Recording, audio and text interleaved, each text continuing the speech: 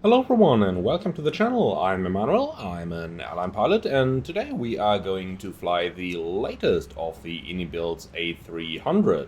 Now, Inibuilds are releasing updates so quick I can't even keep up with it. The latest one is again a couple of days old, but nonetheless I would say that we are still going to give it a go. So, we're standing here in Leipzig and we're going to do a late night flight over to Cologne.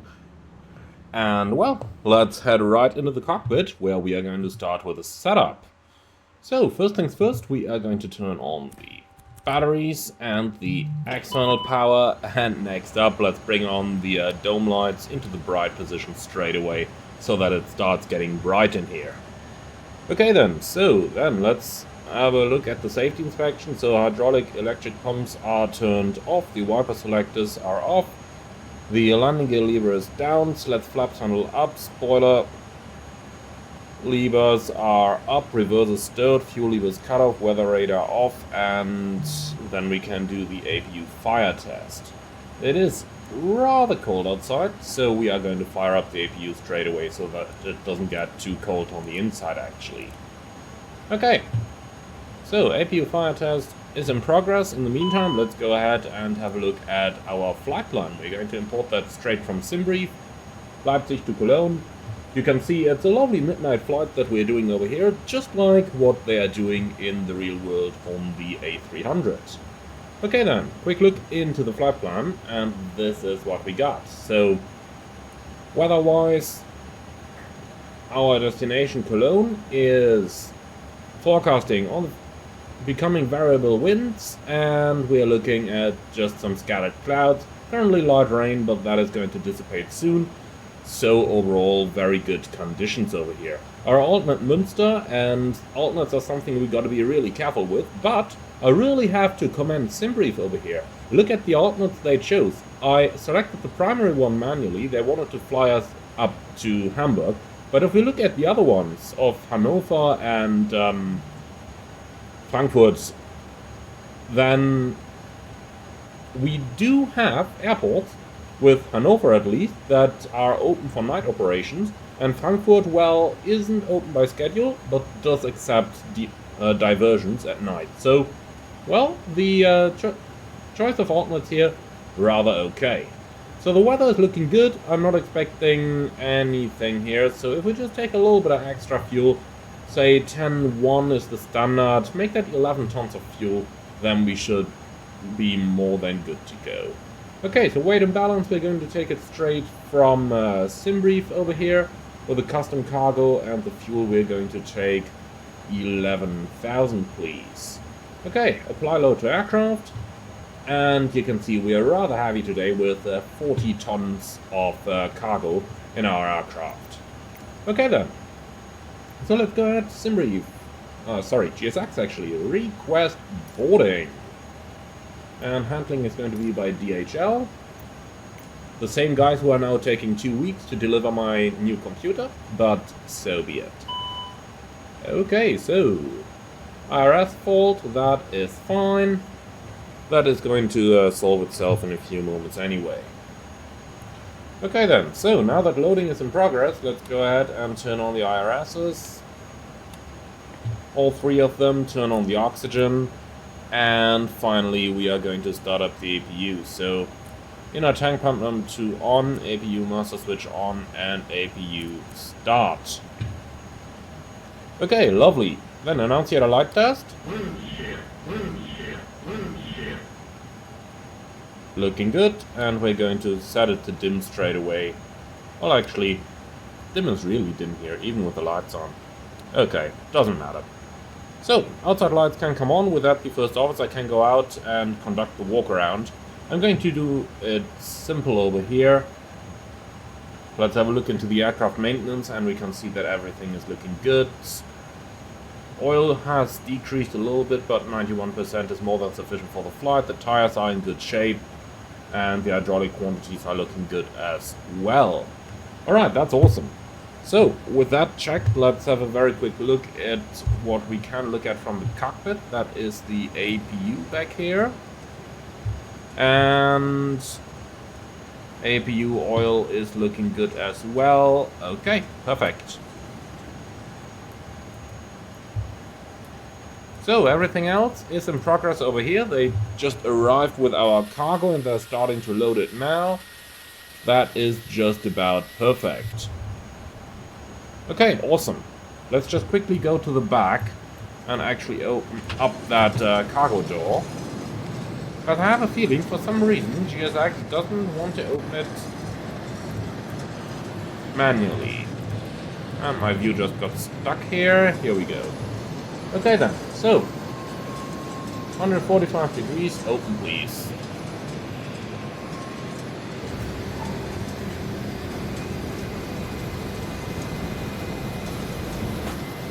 That's a lovely sound they added there. Sounds very, very good. Okay then, so loading is in progress on the back. Let's go back to the front and we are going to have a look at our flight setup.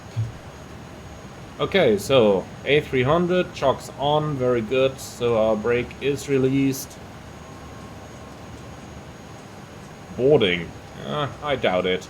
Okay, 17 minutes to run, 23:20 is when we're going to leave. So I'd say let's go ahead with our panel setup. No smoking, signs remain off. And then voice recorder on, lights are looking good. Galley bus can come on, probably the most important thing that we have in the entire airplane for a night flight like this. Okay then, fire test in progress. Refueling. I think it is finished already, isn't it? Yeah, clear that stuff for me, please. Yeah, 11 tons are on board, so fuel pumps can come on. So we did do the APU fire test before. APU itself is running.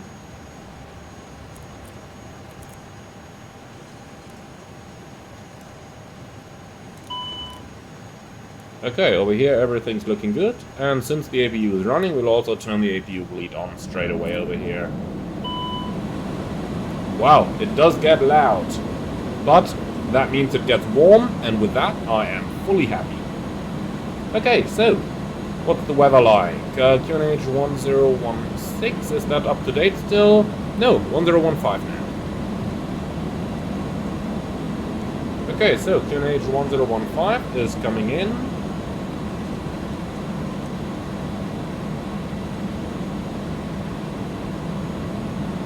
I can't be bothered doing the alternate brake test because of the way how the chocks are working in here. I just can't be bothered.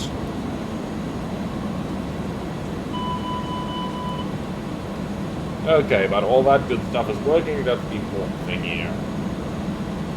Okay, so AGAS, we are not going to need that today.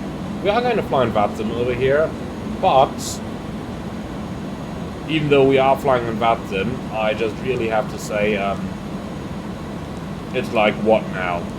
I'm recording this in real time, so it's like almost 1 AM. So no ATC online, and honestly I'd be surprised if we see any traffic here. But nonetheless, obviously, always got to be prepared for it.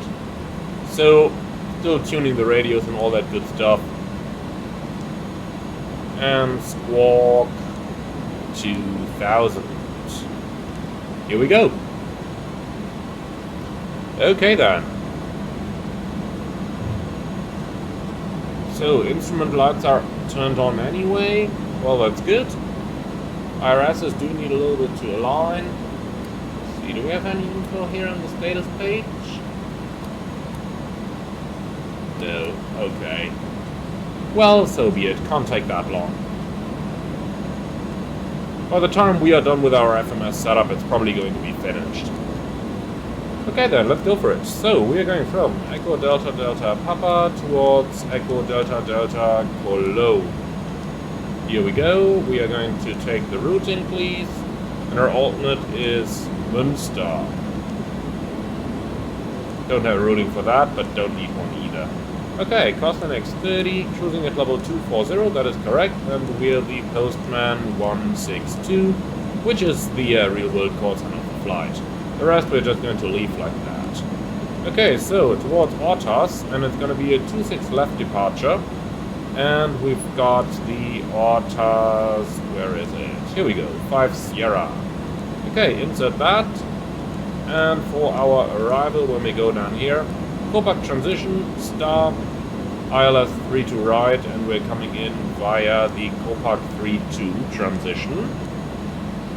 Here we go, and insert that. Alright, perfect. Secondary flight plan then is currently disabled for the update due to some issues that it had there. Okay, so no secondary flight plan unfortunately. Well, then we can continue with our weight. So we've got 11 tons of block fuel, 0 fuel weight. Let's have a quick look at what we have over here. So weight and balance 120.7. And the 0 fuel CG is 30.2. Optimum 340, plans 240, perfect. Extra fuel 22 minutes, that is fine with me as well. Okay, then awesome. Then let's go on with our takeoff performance calculation. So runway 26 left, we're going to synchronize that up. Winds, yeah, we cannot just leave all of that the way it is. Okay, calculate, and we're looking at 63 degrees, 159, 159, 163. 159, 159, and we have to wait for IRS alignment before we can check that. Clean speed 215 is looking good. Okay then, so let's go ahead and grab our charts. For the airport, we take this one, and I do believe it's apron 4. Yes, it is. And then we need our SID chart for the AUTARC 5 Sierra. Here we go. ANAF version of the things. Initial climb clearance flight level 70. And the SID straight at Desan, waypoint 525. And then AUTARC. And if we have a look, Desan 525 AUTARC. No restriction whatsoever. Awesome. Perfect, so that is pretty much everything we need.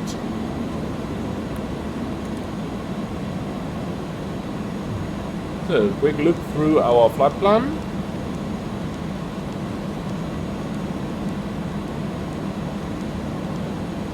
And that looks good to me.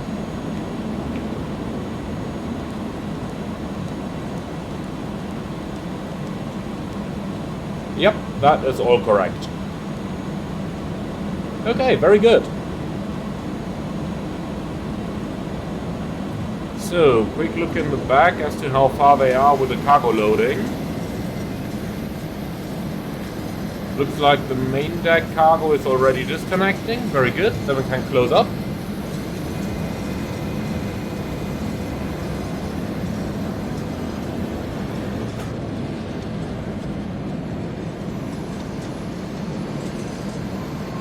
Alright, that's perfect.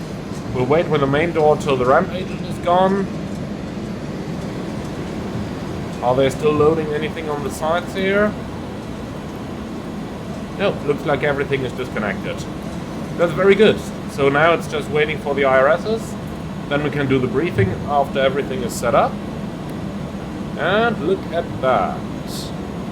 Slowly getting there.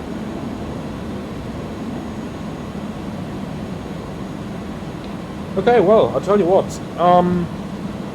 Should be able to conduct the briefing nonetheless already, even without the IRS alignment, so why not just go for it?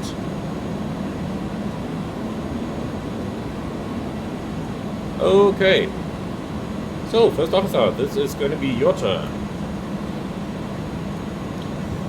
Alright, thank you. The plan is to take off on Leipzig runway 26 left via the AUTARC 5 Sierra departure, climbing flight level 70.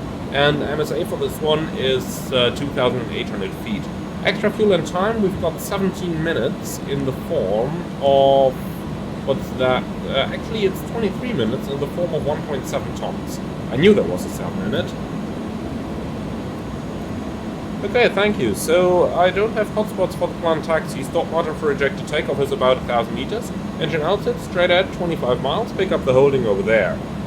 An immediate return is possible. Leipzig is our best option, and we should be below the maximum landing weight, but let me just cross-check that real quick. We're flying this airplane every day. So, Maximum landing weight 140 tons. Yes, we are well below that. Okay then, so I don't have anything special or anything non-standard. Do you see any threats for the departure? Well, only threat I have is that it's rather late, so we might be a little bit tired over here, so just keep it reasonable, keep it careful. Any questions? No. Very good. Then our briefing is completed. Yeah, I think we can go and prepare for pushback and departure already.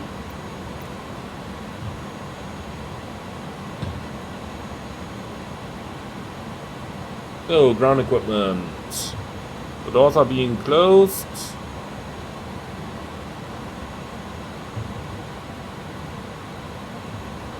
Okay, main door is closed and they're removing the stairs.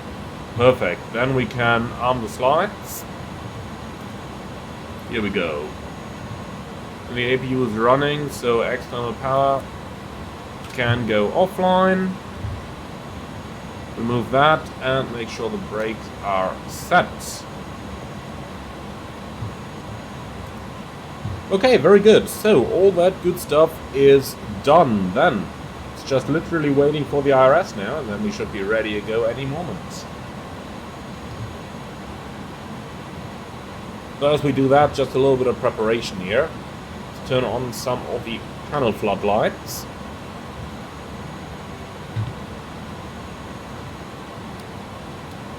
So this is what it's going to look like then, and I do like that. Alright. Gonna keep it as bright as possible though until we're actually ready. So now it's a bit of a pity that we can't see how long the IRS alignment is actually going to take. So I would expect that if you go up here on the status page, okay, this actually says 0 up there. I do hope it is 0. Well, 2 and 3 need 5 minutes. Why is that? Well, interesting. Sure enough, IRS alignment shouldn't take that long. I just hope that the GSX tuck hasn't actually reset our IRS alignment here. Oh yeah, look at that. Now number 1 reads 5 minutes as well. Did GSX literally kill the IRS alignment by lifting us up? I mean, suppose that's possible. Not really gonna take an additional 5 minutes now.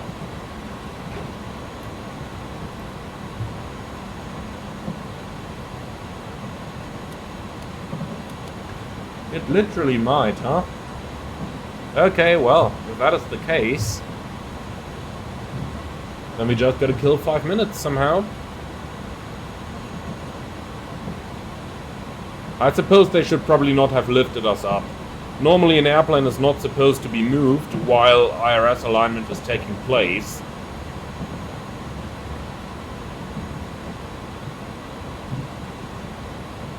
Okay, well, so be it.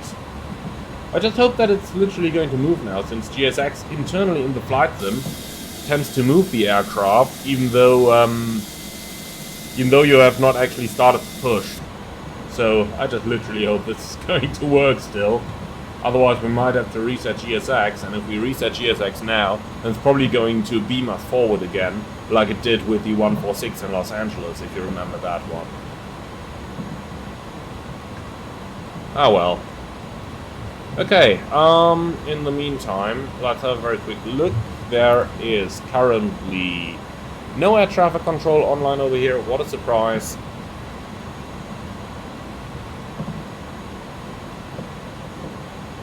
How's the alignment looking? Still 5 minutes. Okay. Well, probably killed it. I'll tell you what, we're going to turn them off. Yeah. Complain. Okay. IRS alignment time instant. Oh, we turn him back on again. Align IRS. And here we go. Okay, that was a little cheat, I do have to say that. But, tell you honestly, I'm happy with that. Okay, so back to Navigraph. and our charts. Let's have a look at the pinned ones. Down here we are. Okay, standing over here. And then I'd say, with our IRS alignment now completed, let's go for the checklist. So, before start checklist to the line. Cockpit prep completed. Signs. On and outer. Fuel quantity. 11,000 kilograms. Balanced. Navigation checked set. Landing elevation 300 feet. Altimeters 1015 reading 480. Set cross check. Brake any skid. Normal on. Before start checklist down to the line completed. Run from cockpit. Go ahead. So we're cleared for push and start. Parking brake is set.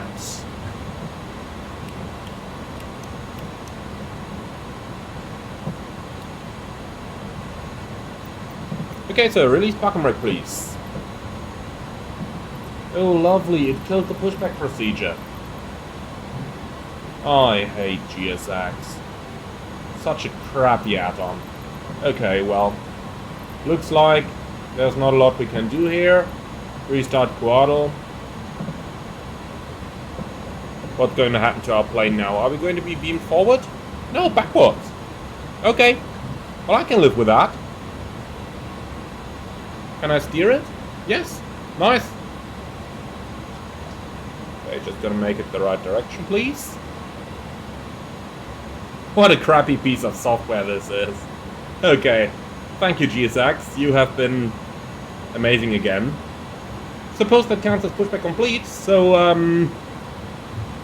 well, let's continue with the before start checklist below the line. Windows and doors closed, beacon on, parking brake.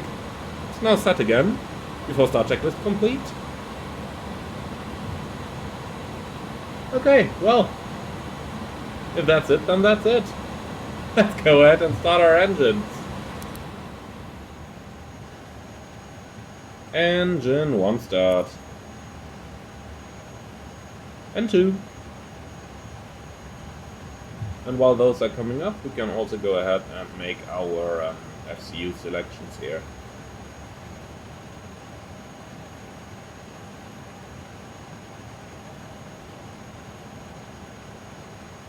Okay, 19% shell surface.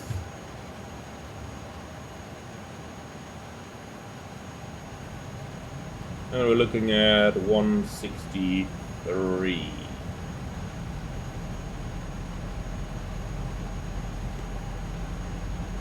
And 63 degrees of flex as well.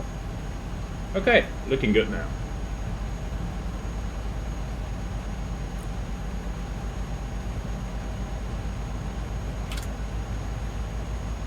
Okay, starter cutout.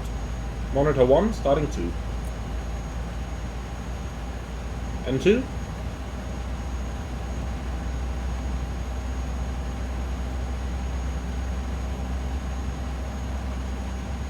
And 1, oil pressure.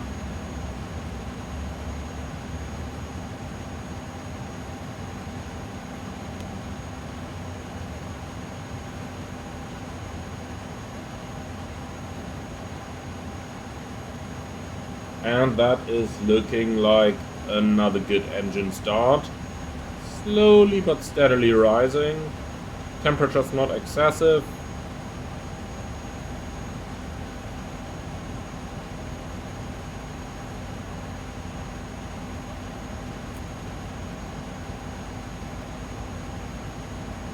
Looking good to me.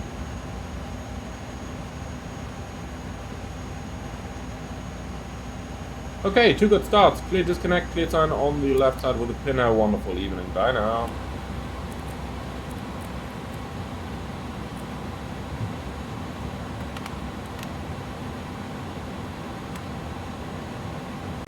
Nav accuracy upgraded. GPS primary.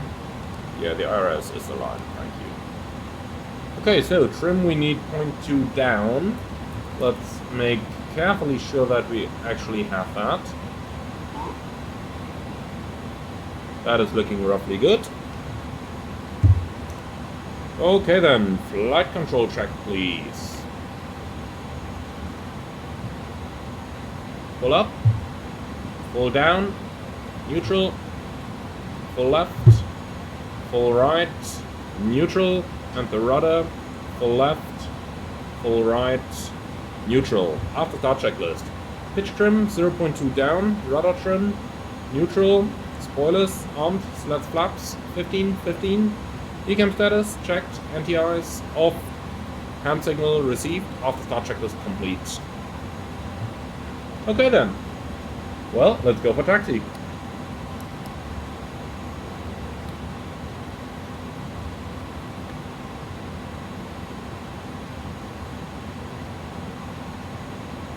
Clear left side, clear right side, brake check, pressure 0. Okay then, off we go to the right hand side.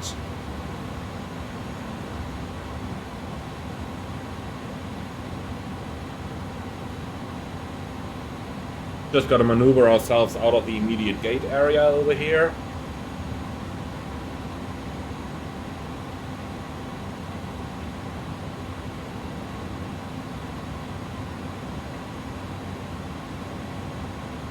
But look at that, 10% additional N1 on the number 1 engine, and the plane taxis fairly nicely with that. Just gotta be a little careful here with our steering. If I'm using full tiller, we are losing a bit of energy. If I'm using partial tiller, it works pretty fine. Okay, so there is nobody over there, there is nobody over here. Then I might as well just go kind of straight across here.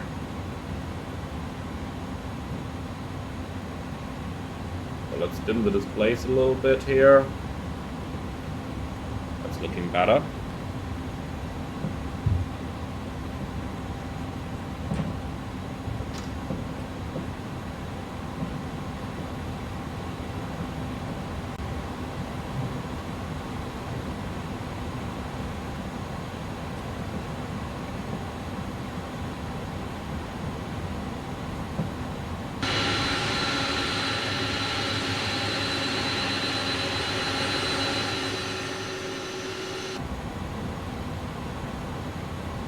Okay then, looking good.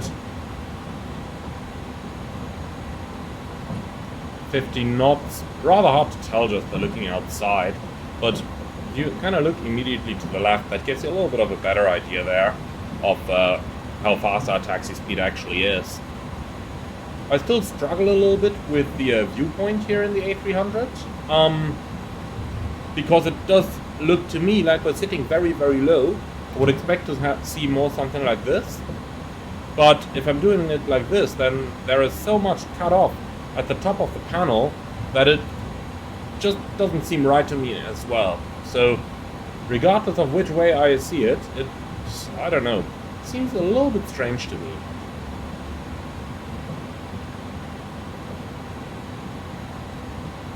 Okay then, leaving the apron area, out onto the taxiway.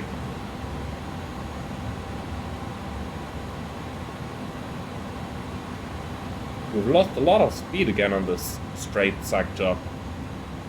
I don't know, the drag induced by the tiller using, or by the usage of the tiller, seems a little bit over the top to me. Okay then, here we go. That's better. Accelerating a little bit now using thrust, then we can go to idle and just let it roll. Alright. That should be good.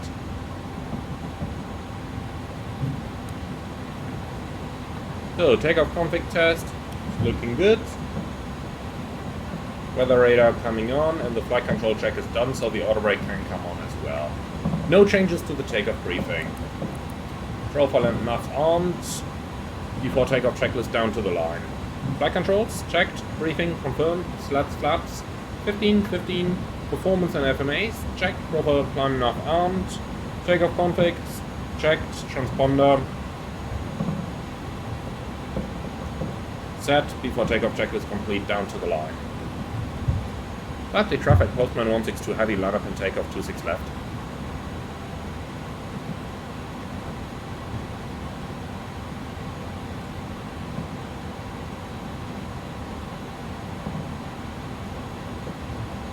Okay then, clear left side, Clear right side.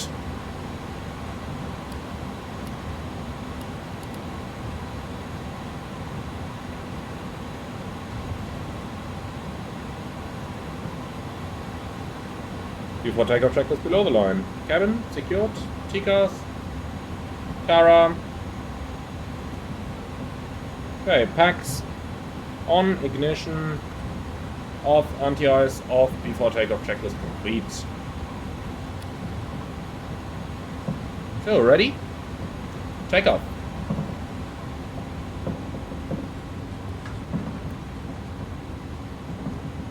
Now comes the challenge of finding that click spot again. Here it is.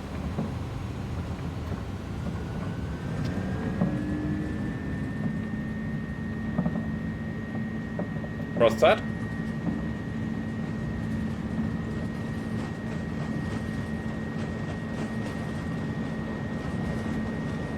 .100 knots. Check.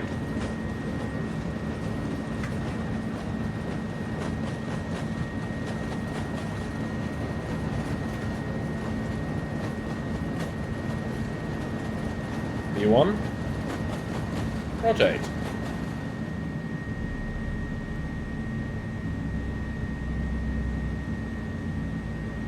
Positive climb. Gear up.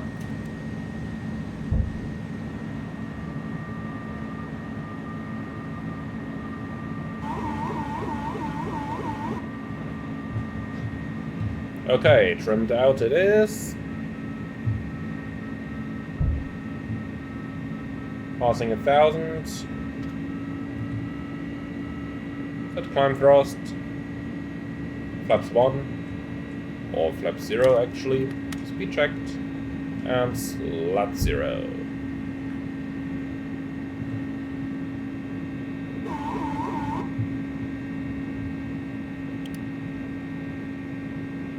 Command 1.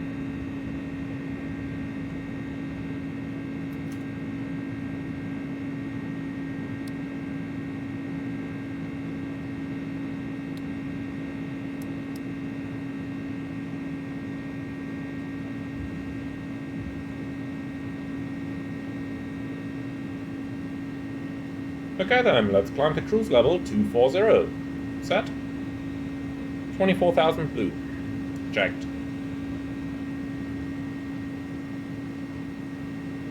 Lovely rate of climb here. I really like flying those short flights with the wide bodies. So much raw power available. Set standard.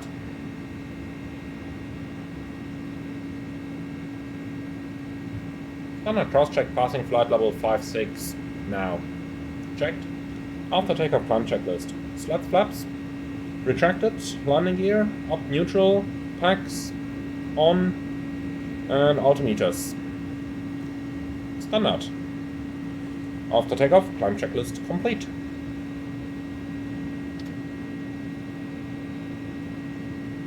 Oh, beautiful views outside here of the cities, of the streets and everything.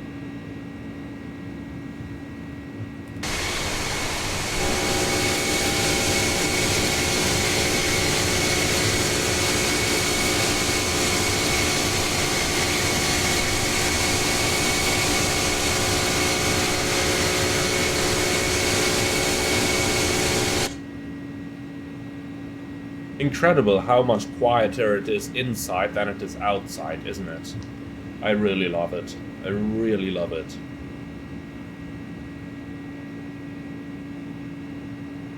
Okay, approaching flight level 100 now.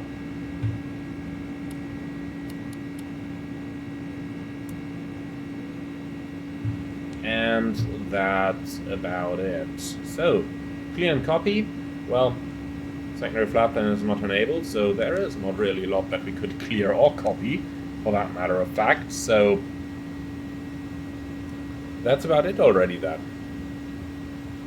Okay, so, quick look at the system performance over here. We could certainly get rid of that flight control page.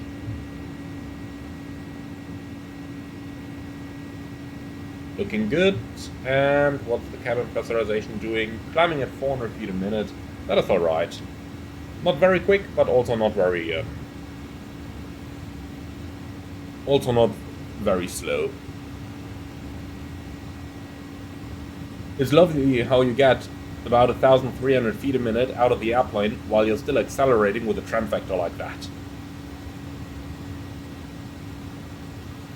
Especially taking into account that we are rather heavy today due to carrying 40 tons of cargo, which is really a lot. They usually don't tell pilots exactly what's inside the packages unless we're talking about dangerous goods. But with cargo that heavy, I would really be interested as to what exactly they loaded.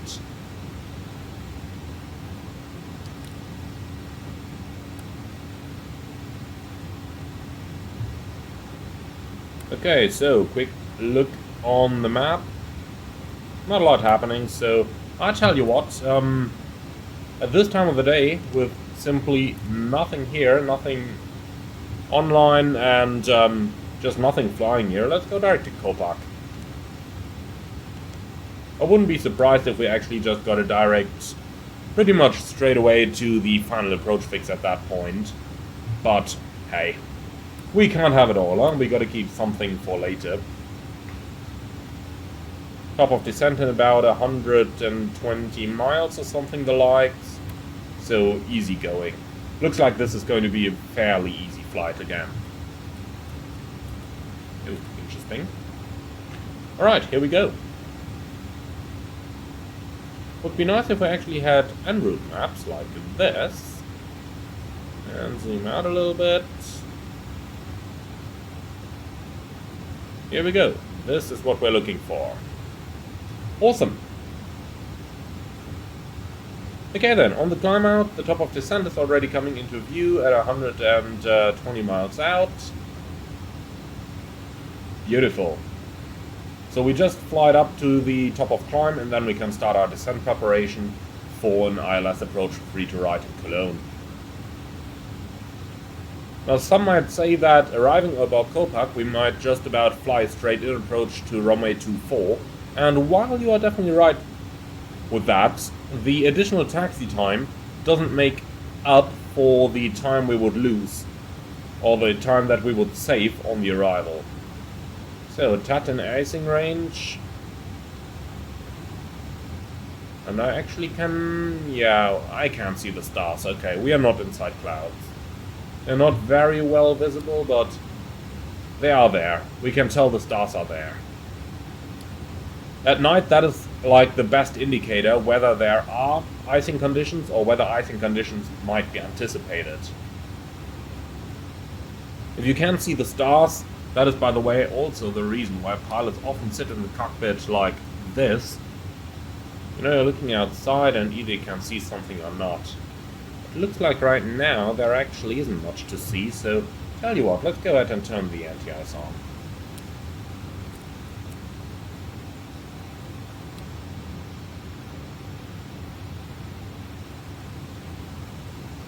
It might have been the dirt on my computer's monitor that I identified as stars. Do let me know in the replay of the video if you can see something there, or if it's really just like the, or if it really just was the dust on my computer monitor that I misidentified as stars outside. There is a certain possibility.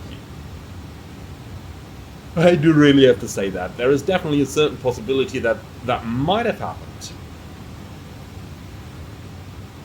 And if you're wondering why I'm positioning my viewpoint that far to the back, well, no pilot in the world is going to keep the chair right in the optimum seating position once you're in the air and the airplane is cleaned up.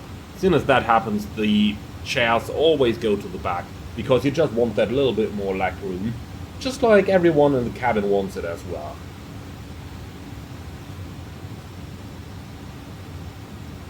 Okay, here are the stars. Not in front though. Only on the sides. I'll tell you what, then we'll just keep the anti-ice on for a bit. Because why not? Ultimately it doesn't cost us anything.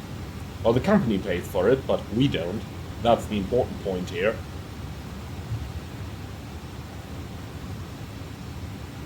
Vertical speeds.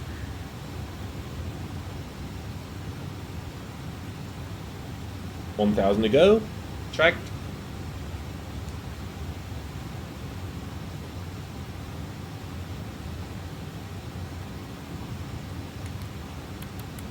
Oh, you can see something as well.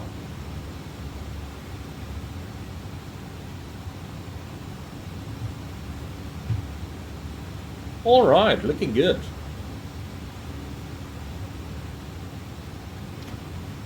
And talk about good looking or not, have a look at that weather radar over here. Have a close look at the image that we see on the radar. And how that doesn't really seem to add up in my opinion. The front is far too big, like this is a 240 mile front that we see indicated over here. Honestly, you don't have fronts that big and that's strong enough to produce amber returns here the entire way down. Stuff like that can happen in Africa, absolutely not in Europe. Okay, profile speed, profile alt. Speed is going back to the cruising speed, just shy of 300 knots.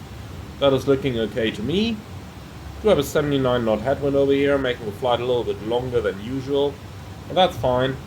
10 minutes to get up to cruising altitude. Let's have a quick look into the flight plan and see how that compares. So top of climb 8 minutes, 7,100. We have 9,000. So we did load 1,000 kilos extra, but still that means that we saved about a ton of fuel, which is, well, interesting. I did use the SimRef profile for the Unibuilds when I planned the flight, so I would have expected these things to be a little bit more accurate, but, well, looks like they are not. So be it. So again, no stars visible, that means we're probably in icing conditions. Can we see something?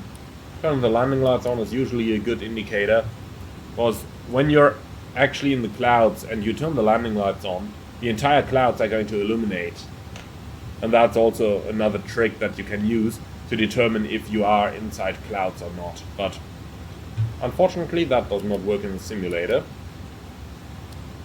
So all I can say for now is TAT is -6. That is definitely in the most prominent icing range. We don't know if we're in VMC or in RMC because we can't see anything outside.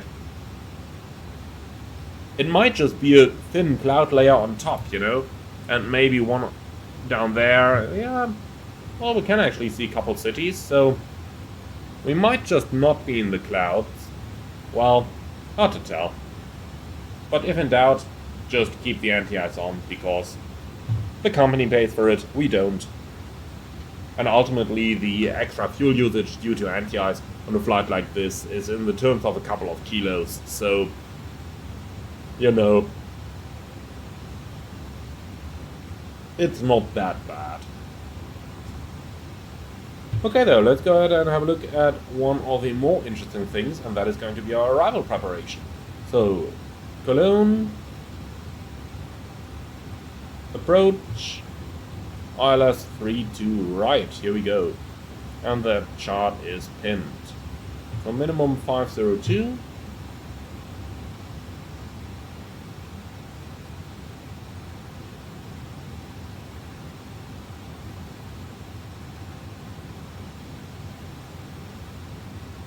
That was just a good guess setting it.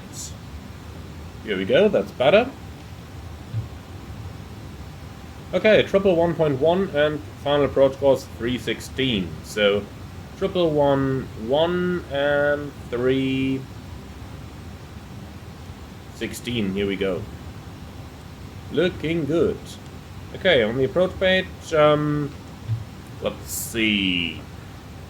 I'm gonna make it a 5 knot wind correction for the variable winds, 139, or go flaps 20, 150. Well, 150 might be a little fast. Let's do flaps 40 landing there.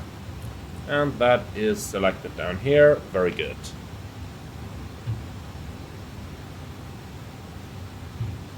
Okay, so then let's see if we can also find the star chart.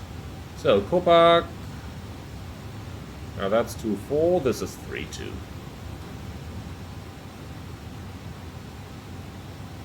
Okay, so very quick look then. Flight plan, constraints, reduce range, and here we go. So Cockpit below 120, Delta Kilo 617, max 220 above 70, Delta Kilo 616. And then we've got 615, 654, minimum 190 knots, and then on to Ravex. And that is what we have, even though this is interestingly enough coded as an at 190 knots. Can we change that?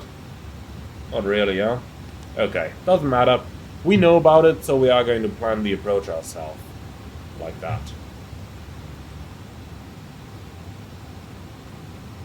So we do need an airport chart, and I believe it's the parking stance continued where the cargo is. Yes, it is. Awesome. Okay, so get rid of the Leipzig charts.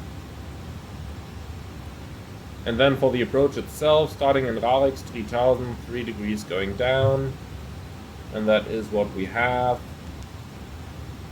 Alright, at the Fox 4.4 DME we check 1660, down to the minimum 502, which we have selected as well. Missed approach straight at to 5000 when passing 3.2 or 2000, whichever is later, turn right to Cola VOR. Okay, so let's see, we've got KBO 3 2000, and then with a right hand turn in to Cola to 5000. Perfect. So that's literally all we need. Okay, awesome. Gonna make it a low auto brake, and then we can just have a very quick look into the latest weather and into the landing calculations. So 340 at 5, 10 kilometers light rain, scattered for 1, broken for 9, 10 degrees, 1017. Okay, 1017 is pre-selected. So, landing calculation, runway 32 right. Synchronize the rest of the stuff. Extra speed, you can give me 5 knots on top. Condition wet, config 30-40, brakes, auto low. Okay, calculate. 2250, factor 2700. Looking good. We have 3800 meters of runway available, so that is just about fine.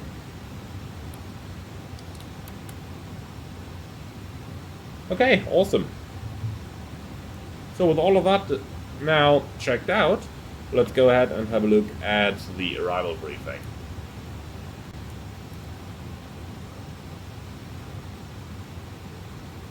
Okay, so NSA 3800, Cockpit 32 transition for the ILS approach runway 32 right, minimum 502, go around trajectory straight at 3.2 or 2000, whichever is later, right turn to Cockpit, correction to Cola, climb to 5000, extra fuel and time, let's see, 47 minutes, wow, that's a lot of extra. Does that include alternate fuel? Yeah, I think so. Don't have alternate fuel calculated here, so this probably includes the alternate. But in any case, we do have sufficient fuel on board, as we have seen on our fuel check. Okay, it's going to be an ILS approach using localizer and class of guidance for a flap 40 landing. Stop margin is about 1,100 meters. Reversers in idle, auto brakes low, and that means we're going to vacate on the left, probably Alpha 4.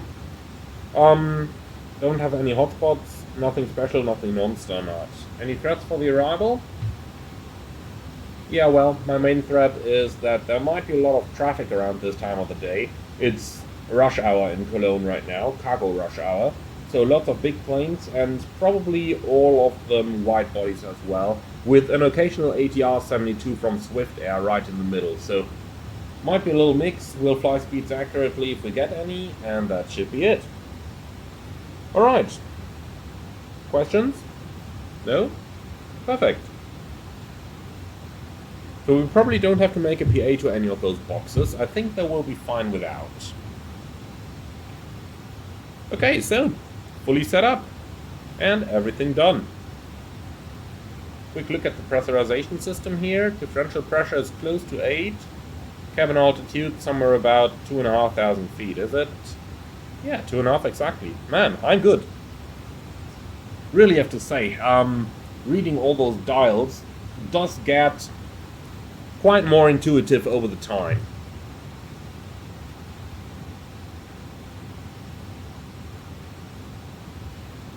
Okay, well, then it's time to go back into the relaxed position over here. Seat back again, just waiting for the top of descent to come in.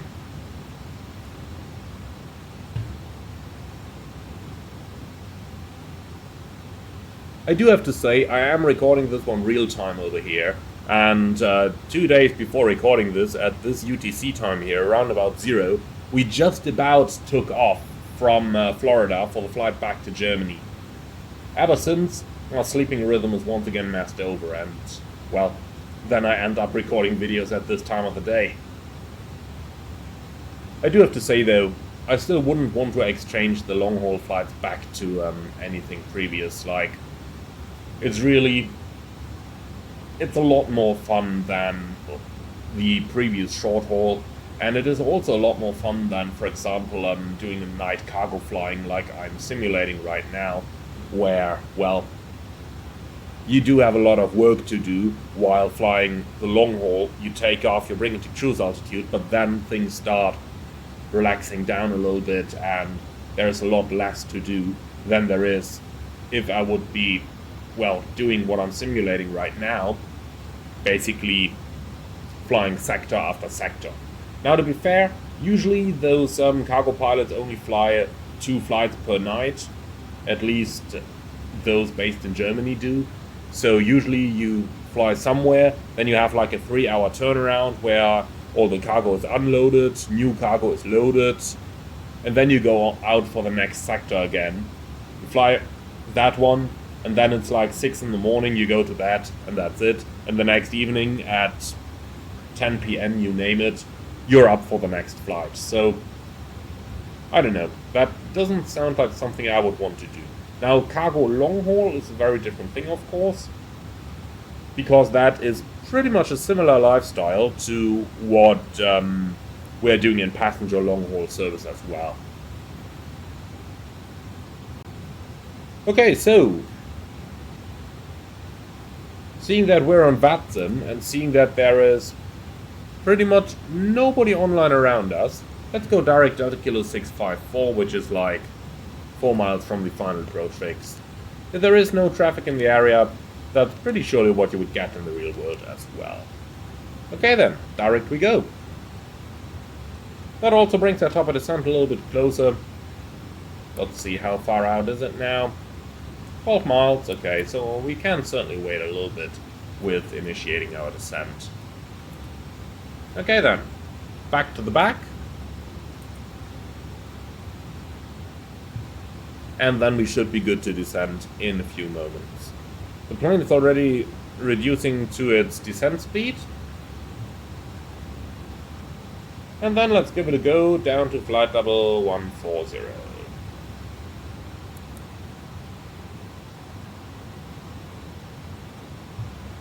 So, profile descent should give us 1,000 feet a minute until intercepting the profile, and that is looking good.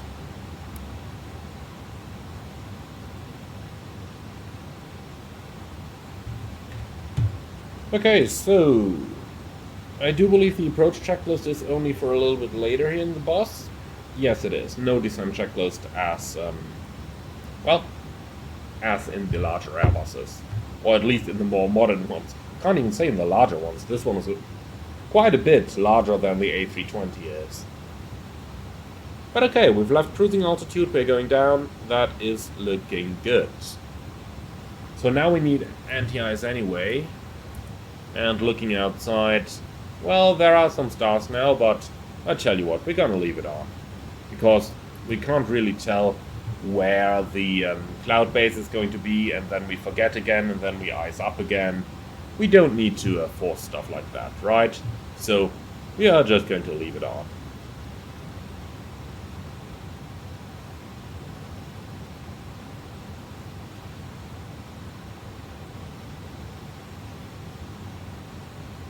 Okay, so nicely going down. Now, one thing that might be new to a couple of you is what I'm doing with the standby altimeter here. I'm actually presetting that one to the destination aerodrome QNH, and that is a new SOP that we are introducing now, that the standby altimeter is just preset earlier already. And funnily enough, on the 777, when I'm studying the F, half available, they actually do the same thing. They also pre-select the altimeter in cruise, and then, instead of going back to standard, which is kind of what I would have expected, and what we did on the 737, they just leave it there. And, well, you know, if that is something that's getting more and more of an SOP in many airlines, then it is certainly something that we are going to do in our flying here as well.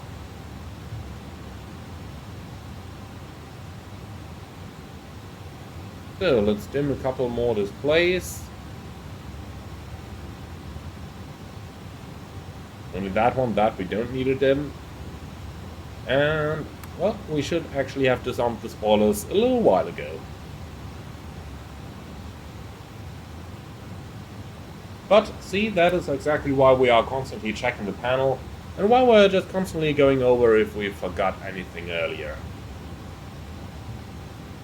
Doesn't look like we did now, though.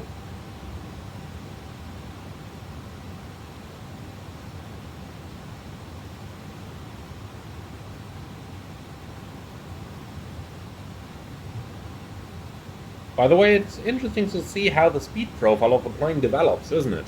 We climbed at almost 320 knots, then we cruised at almost 300, and now we're descending at 285, and all of that with the same cost index. That's really interesting, isn't it?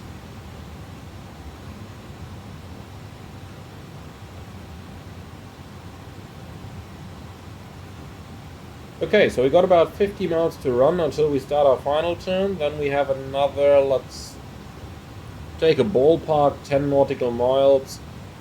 So it's 60 nautical miles now, passing flight level 200. The vertical deviation bar is coming in. Down here, that is. So we are actually on a pretty good profile, I'd say. Okay, intercepting the profile. Down we go. Awesome.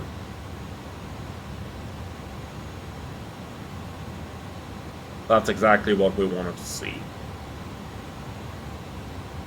Nice 2,000 feet a minute at 2 degrees pitch down. Well, if that's how the plane behaves, then so be it. What's nice here as well is that you can nicely see on the EPR gauges that at the thrust setting that the engines are running at the moment, they are not actually producing any thrust, but they're actually rather producing drag. If the EPR would be 1.0, then the input pressure of the engine would be equal to the output pressure. Now, since the EPR is less than 1.0, you can actually tell that the engines are producing negative thrust, so they are actually producing drag. Which obviously is a good thing, as it helps us to get down.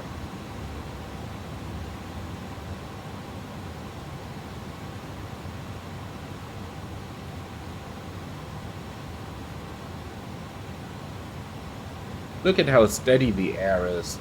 The wind is just changing tiny bits, but the speed is pretty much... Okay, while I say it, we do get a trend vector. I was just about to say the speed is pretty much stable, but, well, you get where I'm going with that, right?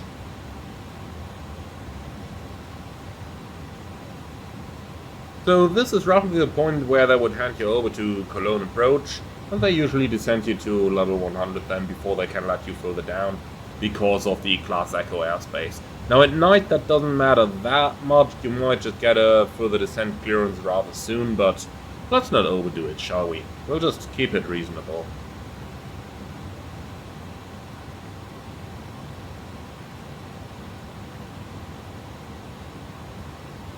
Even though this is now becoming a little bit too little speed for me. Oh well. In a couple of moments we'll be in the range where the airplane is automatically going to add thrust anyway. So we'll let it slide the way it is right now. Apart from that, still a nice in conditions. So now, by the way, we can neither see the top nor the bottom. But that makes it difficult because now we literally have no way to judge whether we are actually just in between some cloud layers or whether we're actually like completely in a cloud layer. At daylight would be easy, we could turn the anti-ice as needed then, but at nighttime it makes the flying a little bit more exciting. Okay, auto thrust off, let's add a bit of thrust. We don't want to stand still in the air, do we? Just have a look at the ground speed there. 280 knots. That's probably just due to the wind taking our speed down. So a little bit of manual thrust here in order to accelerate back to the target. Like this. And auto thrust back on. Past 15,000, seatbelts coming on. Now, during flights like these, where you are really going right in the night, there are actually some chances that you might be carrying an additional pilot in one of the observer seats that you have in the passage cabin. The reason behind that is that lots of pilots flying for Aerologic in Leipzig are actually commuting, and many of them living in the Ruhr area in Cologne. Well, or in Cologne, I should say. Otherwise, some people from the Ruhrpott are definitely going to be mad at me for that statement. So, many Aerologic pilots live in the Ruhr area or in Cologne and the surrounding area, and they often take the DHL freighter at night from Cologne to Leipzig to jump seat to their work. That's a pretty nice thing. Within the DHL group, you can jump seat on those freighters. So, if you want to go somewhere, then, well, you can do that in a plane that you'll have pretty much just for you and a couple of boxes. Quite nice, quite nice. But for that reason, we still need to handle the seatbelts as usual.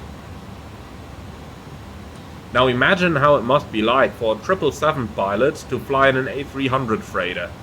Must be like you get into the flight deck and you're like, what's that?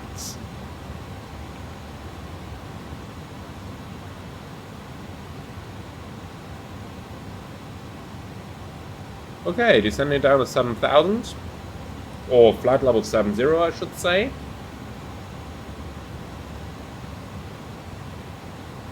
Let's see, the terrain display is inoperative as far as I remember. Yeah, looks like it. So back to the weather radar here. But nothing interesting on there, as we can see. It's all just green and yellow, so we don't need to worry about those too much. In fact, with the freighter, I wouldn't even care about yellow, just fly straight through it. Who cares if you're being tossed around a little bit, and if you're thrown into your seatbelt?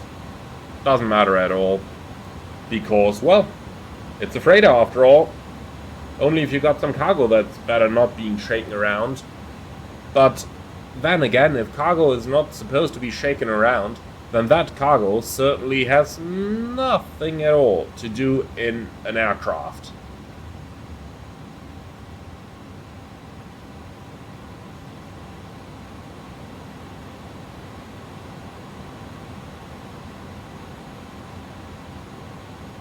Okay, approaching 10,000.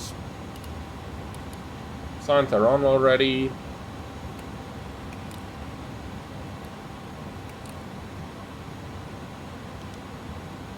GPS primary, high accuracy.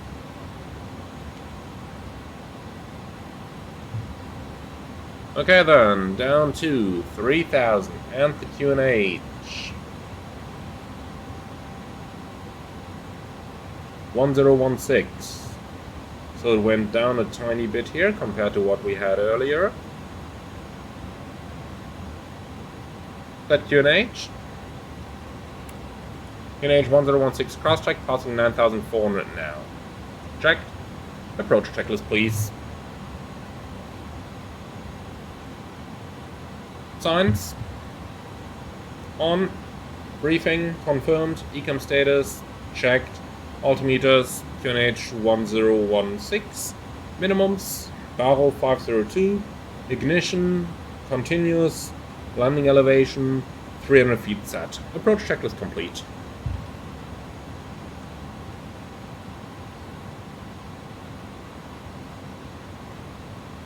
So let's see, we're at 8,000 now. And we got like 12 miles, so 16 miles until the final approach fix. Gotta lose 5,000, that's gonna be, well, 15 miles. And then we have another 1,000 left in order to reduce our speed. Yeah, the glide stop indication we see over here seems to be reliable. That's always something you should cross-check when you're approaching the glide from above, in order to make sure that you don't catch any side lobes. But the data roughly adds up, so that glide slope seems to be reliable. And well, then we're just a little bit fast right now, but I'm sure VNAV's got a plan, so let's just follow it and see how it's gonna behave. Well, and if the plan is to reduce speed at that altitude, then I can just say no, we are not going to do that. Okay, back towards 250. We'll catch the path again. I mean, really not sure why I try to reduce speed now. Okay, well, that 190 restriction over there might obviously have been it, but I rather prefer to descend now and then reduce the speed when we're in a level flight after the descent. Take along the drag that you have available to you, and the rest we're going to see later then.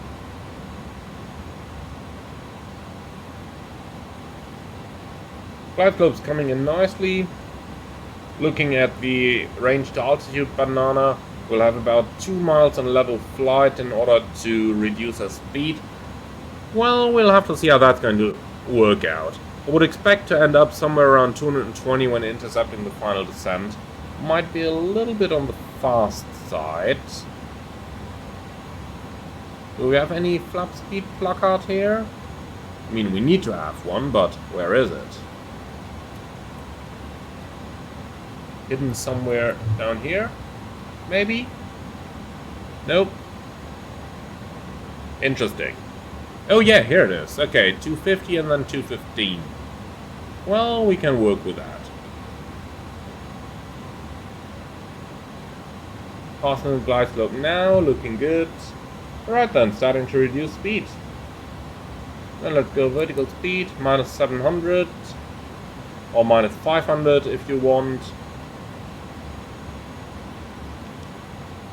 Clean speed is 211. Okay, let's put that in. Localizer alive. Lock blue. Lock star. Nice. Glide slope star. Go around altitude 5,000 set. Flaps 15. Or slats 15, sorry. In any case, speed is checked.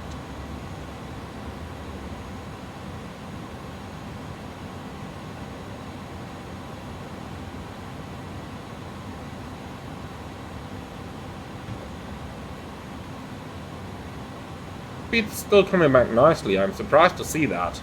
I would really have expected that the speed, if at all, just stays right where it is.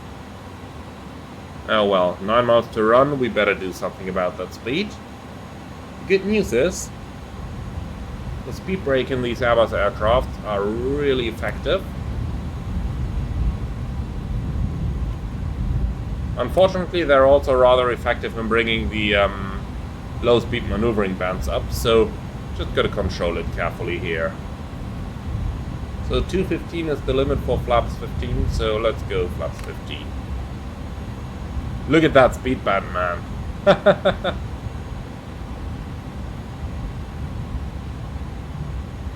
The retracting spoilers a little bit more. This is looking much better. Okay then, 7 miles out, still at 195. I tell you what, gear down.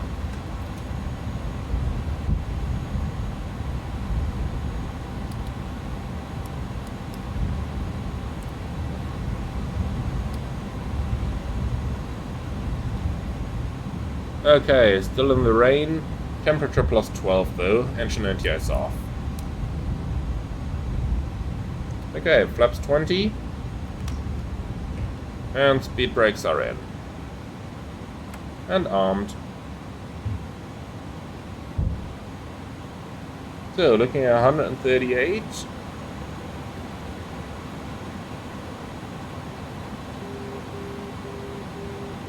Okay, flaps 40.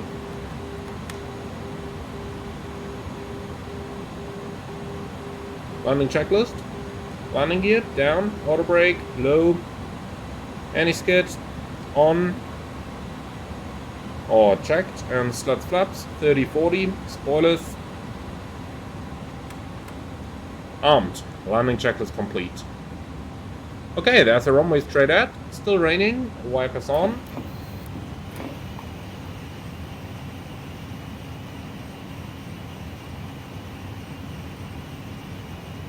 And we're stable through the gate.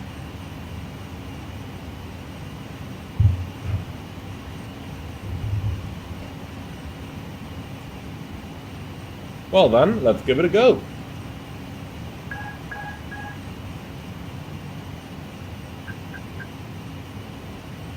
All manual. Still interesting that it shows an amber manual thrust over here. Amber usually is like, well, not normal. Okay, land. Even though the FMA doesn't seem to know exactly what it's doing, but so be it. Flight slope is checked, correcting.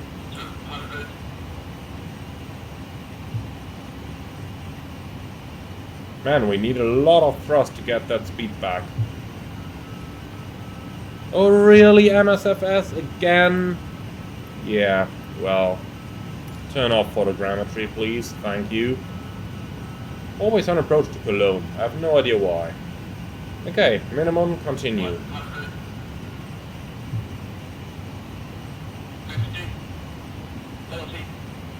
Come on.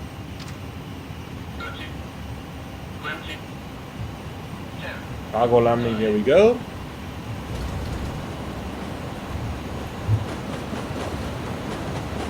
Okay then. Spoilers, reverse green, decel.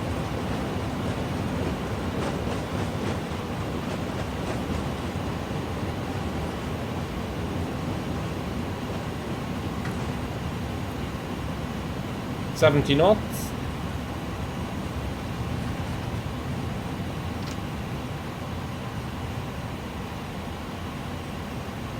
Manual brakes. It braked us perfectly to the exit, didn't it? That was really good. I can see the DHL logo on the building over there already.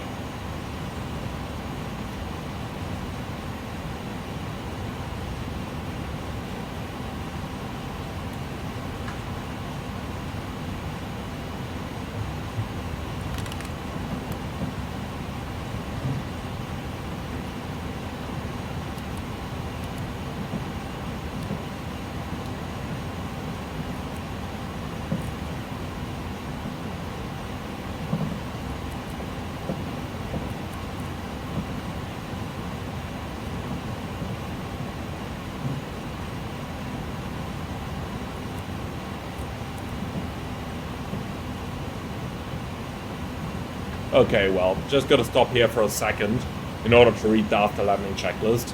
Otherwise, it's too much at the same time. So, after landing checks. Slats and flaps retracted. Brake temps high. Already? Come on. Just 300 degrees. Well, clear brakes. Okay, so after landing checklist again. Slats flaps retracted. Transponder.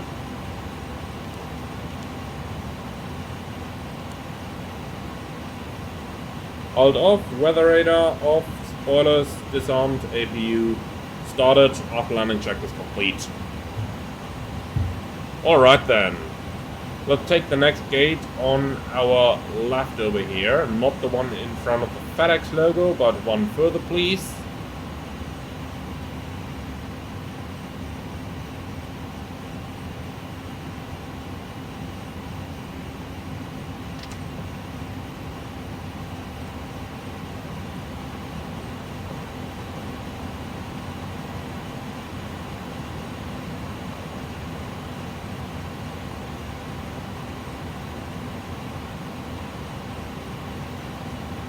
Come on, plane, keep rolling.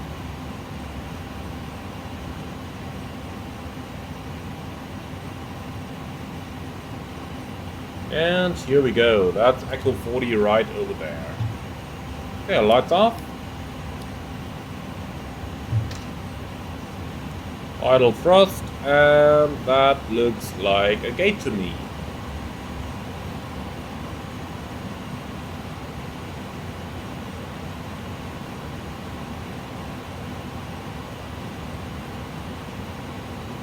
Is it really gonna stop now? Come on, airplane. You can do better than that.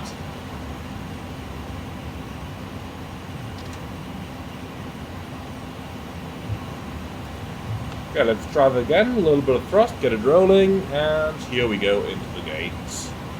But looks like we really need some thrust again. That's interesting. I really don't remember these gates to go uphill or anything the likes, but looks like they do.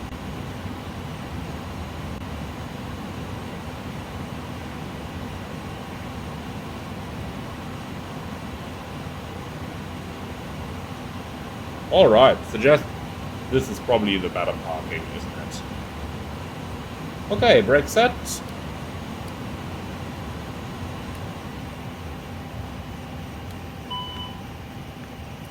APU bleed on, and engines coming off.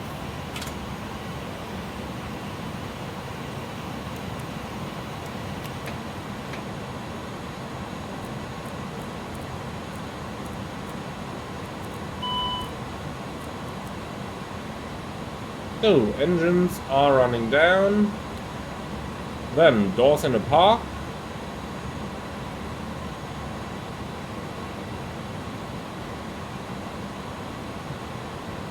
Box in place, GPU in place.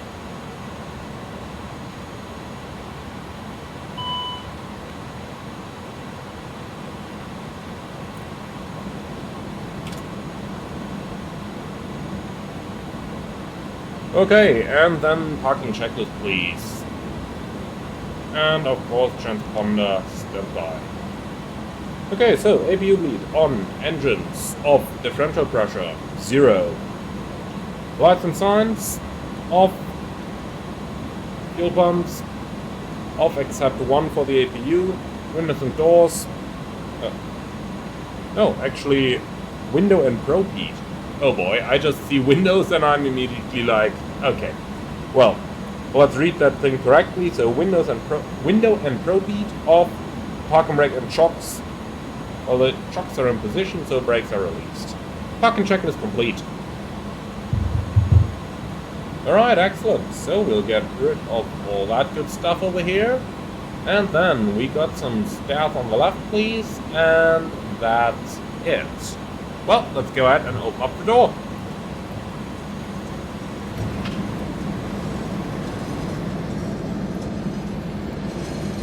Stairs are here already.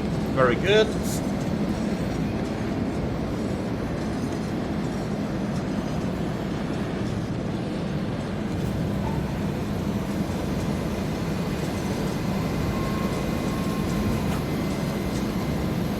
Awesome, so here we are, my friends. Well, the parking is okay, seeing that we didn't have a marshaller. No, it's actually... Well, is that just a drain for water, or is that actually the red line for the parking?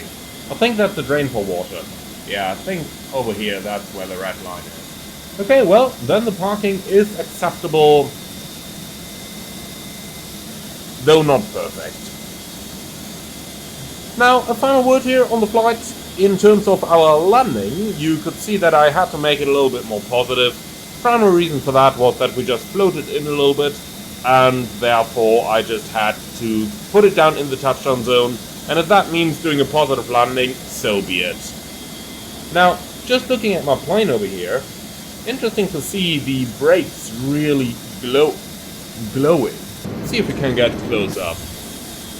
Not sure why that drone camera is tilted, but let's give that a look from close up. By the way, this is of course absolutely what you would not want to do. Get close to heated brakes, but yeah, they are glowing. How hot are they actually? Let's go back inside, I want to see that.